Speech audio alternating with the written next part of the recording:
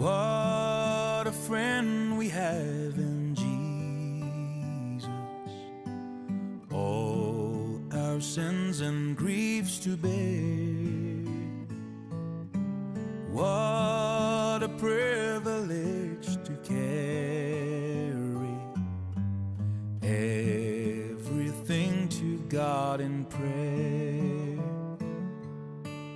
Oh, what peace we often forfeit. Oh, what needless pain we bear. All because we do not care.